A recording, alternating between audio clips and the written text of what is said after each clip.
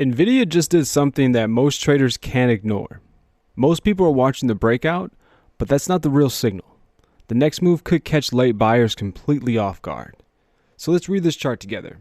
As you can see, we have this really big move down that's counteracted by this bigger move up. Okay, now what's really important about this is the fact that we've based out into a range. So you can subjectively say that the midpoint of this range is going to be right here, and that's the start of everything that we need to do. Because once we find the midpoint, we can figure out the deviations both above and below.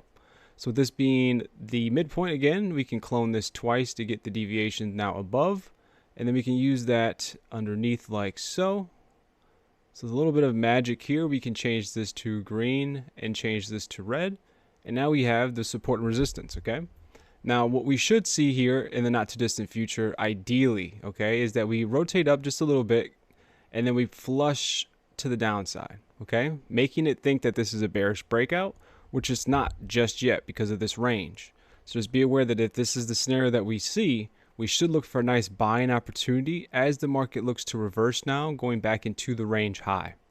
Now another way to look at this is subjectively how far the distance is underneath this range is like the max or best case scenario that we can expect as the market then looks to rotate back above. Okay, so this is a bit subjective because we don't know how deep this is going to go, but just be aware that, you know, even if it does come down a bit lower, then that's, you know, we're extending this just a bit higher. All right, so this is the ideal scenario. So now we're going to kind of segue and bounce off of this.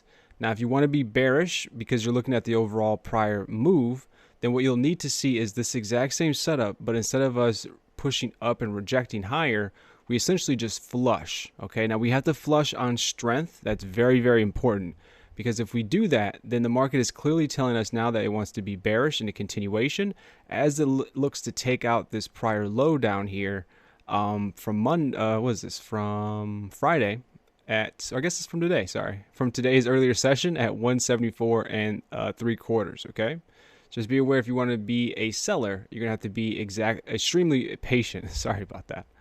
Other than this scenario, everyone, we could break out to the upside first, but again, don't be alarmed because we should look for a return back to the downside. But if we do break out on strength yet again, it can come in a couple different variations, but for right now, we'll just keep it like this. And this will give us a buying opportunity in another direction because it's now showing its strength outside the range, which means we're just going to look for pullbacks and continuations. All right. So if you want to learn this exact same framework for yourself, so you're not waiting on me to give you the insights, then you can look down below for the Discourse/Patreon link where you can learn this stuff and trade with me live every single day. Thanks for watching.